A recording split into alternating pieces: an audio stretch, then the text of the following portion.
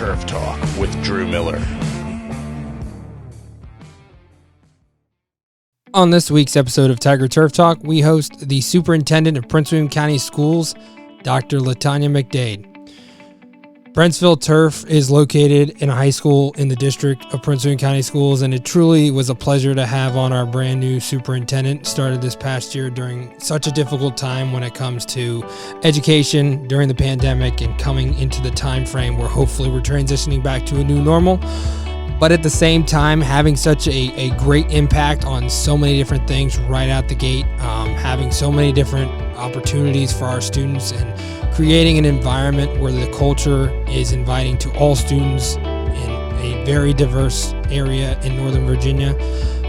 We got to talk about so many different things, ranging from her 5-year strategic plan and so many different aspects that'll have a greater impact on our students' education and their ability to learn. So it truly was a fantastic podcast. We definitely hope you check it out.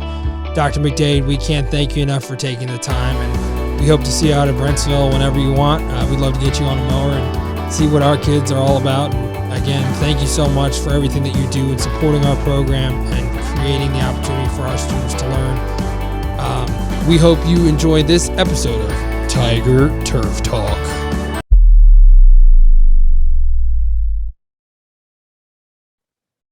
Good afternoon and welcome to the 62nd episode of Tiger Turf Talk. I'm your host, Drew Miller, with your co-host, Barrett Butler. Today we have on an absolutely incredible guest. We have the Superintendent of Prince William County Public Schools, Dr. LaTanya McDade. How are you doing this afternoon? I am doing great. Thank you so much for inviting me to be on the show. Thank you for taking the time. So I want to kind of just dive into it. You know, it's been a crazy transition time for you. And to take this job on in the middle of a pandemic and everything that goes into it, what's it been like for you, and how's your time been so far with Prince William County Schools? Well, one, I absolutely have had a wonderful welcome to Prince William County and to Virginia overall. I started in July and hit the ground running with a 100-day entry plan. And part of that plan was a listening tour and getting into all of the different communities and hearing from a diverse body of stakeholders, whether it was parent roundtables, meeting with the Student Senate, community leaders, elected officials, and then school visits. And I can say that I did visit all of our schools. So I had a plan of 100 schools in 100 days, and I got it done. So I'm excited about that. So it's been really, really great. It has absolutely been challenging coming in during this time. I led in a large school division prior to Prince William County during the pandemic. So, having to deal with those kinds of issues wasn't foreign to me. But I think the big difference coming in this year is that this was the first year where we had our full population of students in person, right? So it's one thing to have to lead at the systems level during the pandemic where the majority of the students were virtual, having to then operationalize all of that learning and have it in place during a time where 97% of our current population is actually in person, made it that much more challenging. So, that's been the biggest challenge, like keeping education going, keeping students and staff in school and in learning in person while still juggling a lot of the challenges that comes with the pandemic. Absolutely. It is a crazy time. And again, sort of on the run and everything. And diving back in is crazy when it comes to being 50-50 at the end of the year last year and not knowing still with, again, the uncertainty that come with it. You sort of mentioned you came from Chicago public school system, one of the largest in the country. And there are so many different things. I did a little studying IB programs, CTE programs. What is it from your time with the Chicago public school system that you could sort of see translating into Prince William County? Again, such a large scale we're still a very large scale school system, but not nearly as large as compared to Chicago. Yeah. Thank you for that question. I think it's important because it is, we're I think 34th or 35th in the nation. So it still is a very large school division. And regardless of the actual number of students, it's a large system. And so there's a lot that translates to that. And you touched a little bit on it.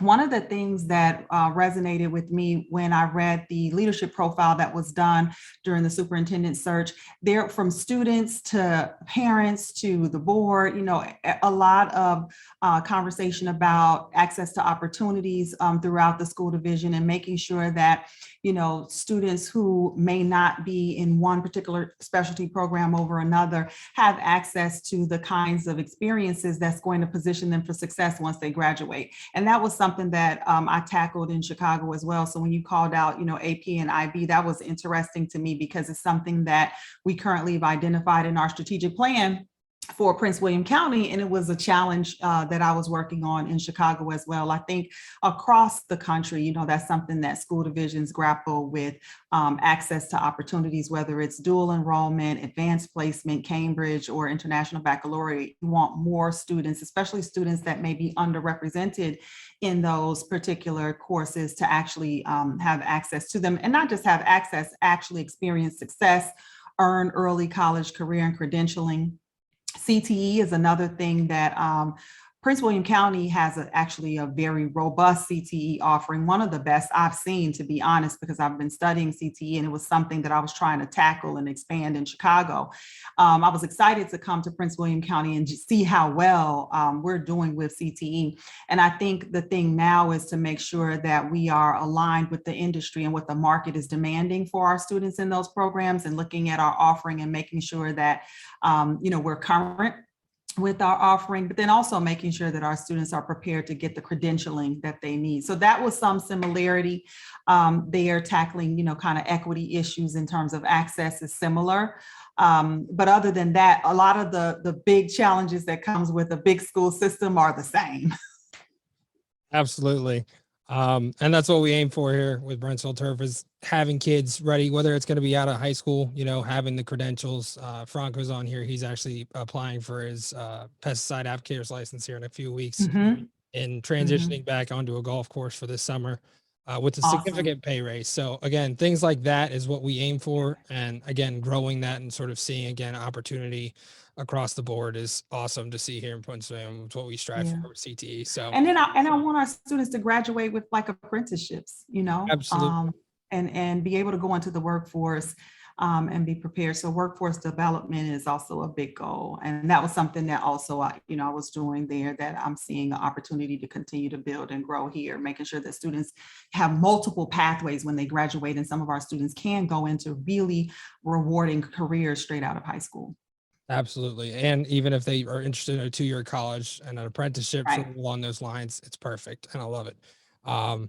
Something that you developed when you first came to Prince William was your 5-year plan and developing thriving futures. And I absolutely love the wording for it, because that's the goal when you become an educator, is to help students thrive wherever that truly is for them. What do you see in sort of your plan of action when it comes to being successful in that 5-year plan? Well, a couple of things. The 5-year plan is grounded in 4 key commitments. The first one being positive climate. The first one being learning and achievement for all, which is speaking to what we touched on a little bit earlier, making sure that every single student in the school division is met with high expectations, regardless of what school they're in, where they live in the county. We want all students to be met with high expectations, not just for academic success in the classroom, but for post-secondary success too, and making sure that when our job is beyond the graduation day diploma, right? We want to make sure that when students graduate, in order to create a thriving future, they have to be able to experience post-secondary success. So that's a big focus of the first commitment. The second one is positive climate and culture, because it doesn't matter what we have as a goal in terms of academic progress. If we don't have cultures within our schools that are conducive to teaching and learning, that supports staff to be able to do their best work, and supports our students in feeling safe within their school community, beyond physical safety, right? But emotional safety as well, social and emotional safety as well. Meeting those basic needs come first. And so that's really important for our schools and our classrooms to be welcoming spaces for both students and staff. The third one is around family and community engagement. how well we engage our families as partners in education and our community and business organizations, because the school division can't do it alone. We need support across the board for our students, and we need to have a strong ecosystem, and our parents and community have to be a part of that. And our families have to feel welcome as well, just as much as we want student and staff. We have to engage with our families. We have to communicate and remove barriers to communication. We're a very diverse county, the 10th most diverse county in the country, the most diverse county in the state. And we have to celebrate that diversity. But with that comes a responsibility to make sure that all families and communities feel like they are engaged with us as authentic partners in education. And then the final commitment is really around organizational coherence. And it speaks to what you called out, Drew, is that we have to have a plan, right? We have to have a goal. We have to have a North Star so that we're operating as a school system and not just every man for himself, every school doing their own thing. The school divisions, our community, we all have to be working towards the same North Star. And it is my responsibility as a superintendent to establish and articulate a vision for the direction that we should be going in so that our students and our communities really can thrive. And that's what the strategic plan sets out to do, on top of making sure that we are investing in our priorities, right? Whatever we say is a priority for the school division, that's where you should see us investing dollars as well. Absolutely incredible, especially it's such a critical time when it comes to education in our nation right now. It's just everything, again, the North Star. I love that because it really is something that's been missing for a while here in Prince William County. So it's definitely fantastic to hear. Something that I'm always interested in, especially when I'm talking to a principal or an athletic director or someone along those lines, again, those educational leaders in the building. Can you sort of discuss your experience in the classroom setting, again, as a student, as a teacher, as an administrator, that was sort of a big proponent of, again, developing, again, that plan and creating a learning environment that suits all students at all levels and all needs?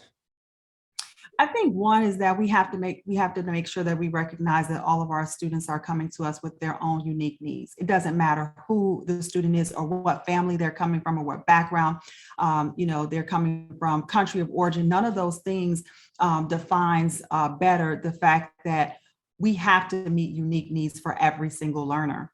And so that means that the experiences that we provide in the classroom in our schools have to speak to more than just SOL or more than just, preparing for those core classes, right? How we ensure that students have a well-rounded experience that meets their not just needs, academic needs, but speaks to their interests also. I mean, case in point, the program that you have and what it's offering to students who otherwise probably would have had an untapped talent that they didn't even know about, or learn about careers that they didn't even know exist. It's our job to be able to provide that kind of experience for them beyond, pen and paper in the classroom. So from athletics to clubs, to fine and performing arts programs, to how we look at career exploration, STEAM, inquiry-based learning, all of those experiences contribute to the development of our students holistically, so that, there's no student that is left behind or feeling as though they're not engaged in their school community or there's nothing there for them beyond, their core classes. So that's what I hope that you'll see in the plan. You'll see opportunities for us to expand, not just programming, but how we actually support that. I'm just a firm believer in extending beyond the classroom walls, and that we're responsible as a school division to provide those opportunities and invest in those opportunities. So Dr. McDade, what specifically brought you to education, and was there anything specific that made you think I really want to continue doing this to the point of superintendent, like education in a superintendent role? Well, thank you so much for that question, because I think it's very important for you to know a little bit about me and who I am, because it drives why I'm here, especially in these tough times when I took the role for superintendent for Prince William County, people were like, you're crazy. Like, all of the superintendents in big school divisions are leaving, and here you come saying, yes. But just to share a little bit about me, number one, education is the reason that I'm able to sit here right now. My parents are immigrants. They immigrated to this country from Belize City, Belize, and essentially came here with nothing. And they were kind of speaking to what I said earlier about families feeling welcome and feeling included. I got to see what it looks like when that's not happening. And so my parents, didn't speak the English language very well. They felt intimidated by the school system. They didn't know how to tap in. And all of the experiences, not because they didn't care, right? They loved us and they wanted us to get a good education, but they were coming from a different country and just really didn't understand the American school system. So they needed help, but didn't really know how to get it. And I was fortunate that I had educators throughout my educational experience who really poured into me, supported me, helped my parents understand how I could access better opportunities. Me being able to go to college was because of my high school principal. I had completed the FAFSA incorrectly, 17, okay? And I sat at the dining room table and tried to complete the FAFSA myself, and I did it incorrectly. And it was my high school principal who checked in on me when I didn't get any financial support for college, and I thought I wouldn't be able to go to college. I would just, get a low-wage job and try to help my parents out.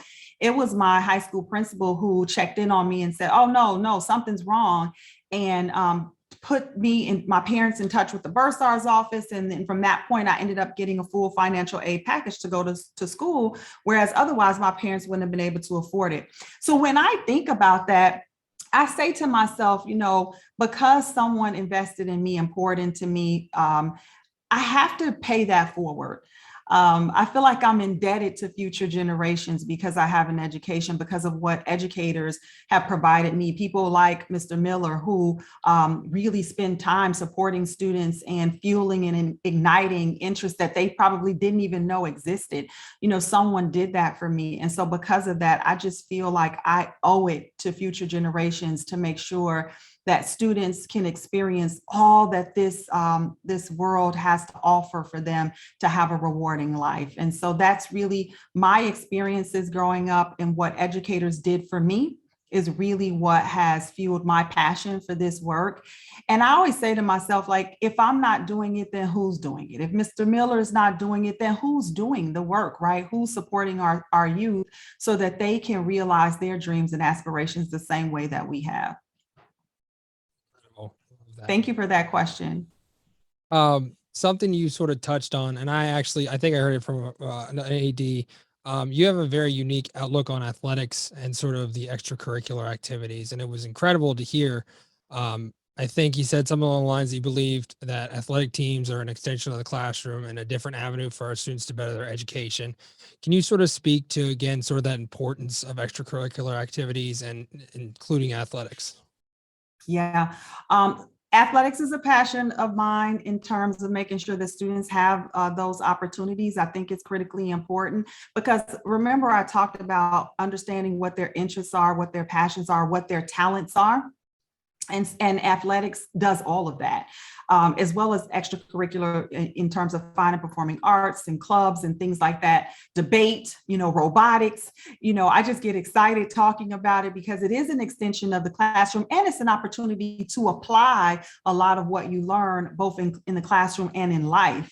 When you think about athletics and what it does for our young people, not beyond just their interests and their talents, but all that sports and competition and teamwork teaches them in terms of transferable skills that they'll take on with them in college, if they go to college, in the workforce, in their careers, and in just everyday life and interaction with people. There's great value in what our students learn from being a part of a team. And then the other part is personal. So I have two sons. And I'll tell you, my youngest son, he struggled in school a lot. And it wasn't until I learned that he was an artist. Number one, I didn't even know.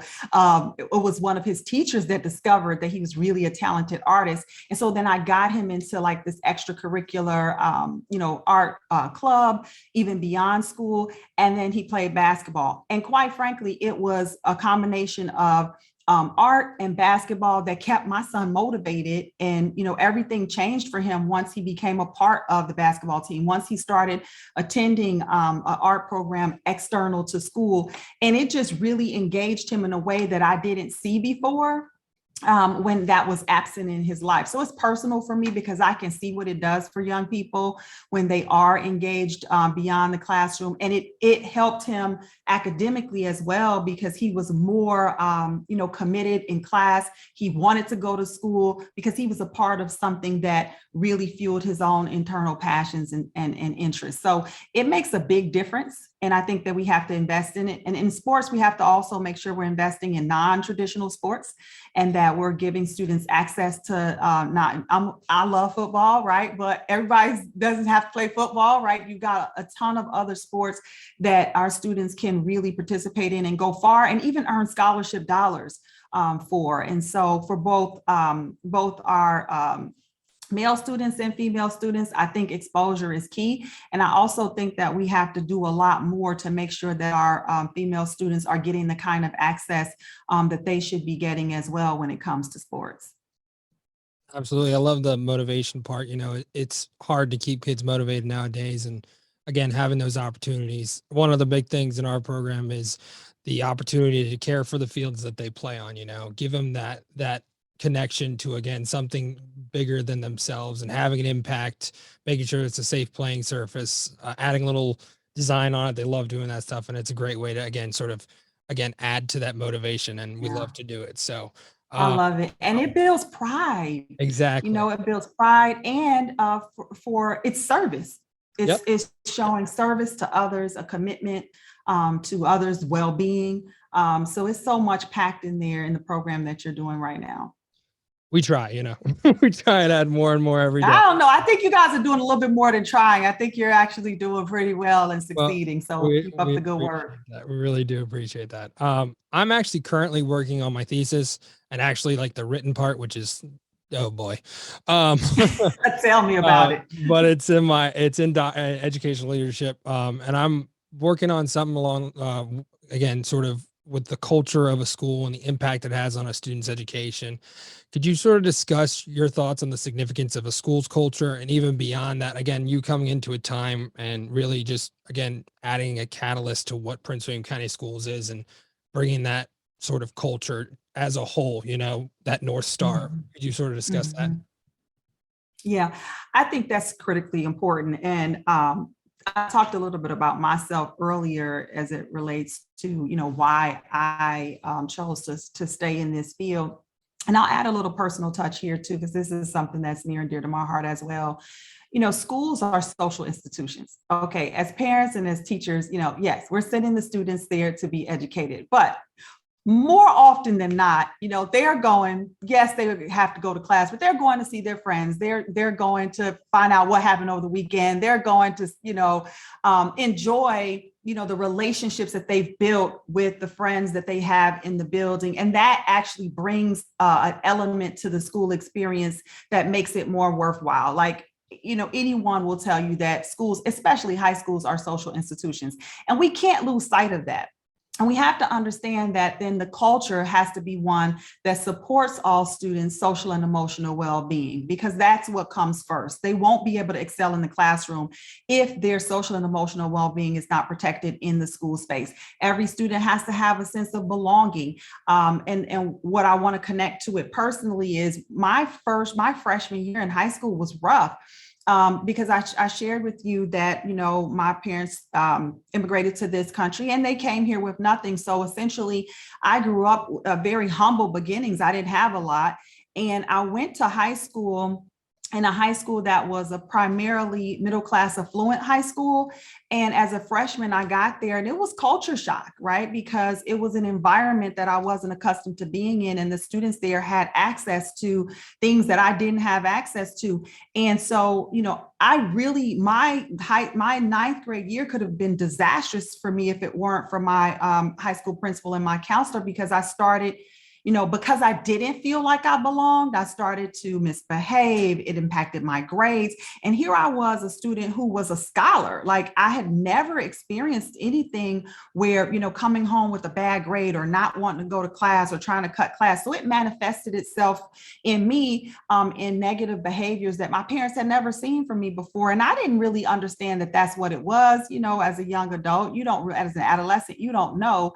But now when I look back on that time, I realized just how important it is for every student to have a sense of belonging in a school, for every student to be able to have positive relationships and connections, both with their peers and with adults. No, it's not okay if a student doesn't feel emotionally or socially safe in their school, because that's going to impact their ability to experience success across every facet, whether it's academics, whether it's them wanting to participate in sports or in clubs or other activities that are enriching. All of that is impacted. There's a lot of research around, meeting the social and emotional needs of students and making schools and classrooms safe spaces for all students. And so that's incredibly important work that you're studying right now. So I'm glad that you are doing it. And that's why you see in our 4-year strategic plan, the call out of positive culture and climate being one of our key commitments, because it's just really important now more than ever before, because we saw what isolation did to our students when they weren't in school, from our youngest learners to, our oldest learners. And so if nothing else, the last 2 years shows us just how critically important it is for students to be in a positive culture and climate within their schools and in their classrooms. Sorry, I was on mute. Something that I'm always curious about, and sort of, again, the thoughts of what you would think. When students graduate from Prince William County schools, what is it that you hope that they say about their educational experience and sort of what they accomplished in their time in Prince William County? Well, one, I hope that they would, number one, I would hope that they would say that they feel prepared and feel like they're ready, that they are competitive in a global society. That's the number one hope. I want them to feel like they're prepared for whatever pathway it is that they choose, whether it's college, whether it's a 2 or 4-year program, whether it's an apprenticeship or trade and going into the workforce. I want them to feel like they have choices, real choices, meaning that it's a choice because I actually am prepared to take whatever path I want, right? Not a choice because I have to do this because I'm not prepared to do that.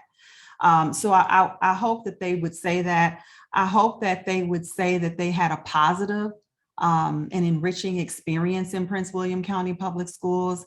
I hope that they have fond memories like I have of graduating from high school and going out into the world. But I hope that they'll be able to say that they will be able to create a thriving future for themselves and for their communities based on matriculating through our system. One of the things that we've identified in our strategic plan is the profile of a graduate, and what we want, the characteristics that we want all students to possess when they leave Prince William County. And so it would be my hope that they feel that they're a mirror of that profile.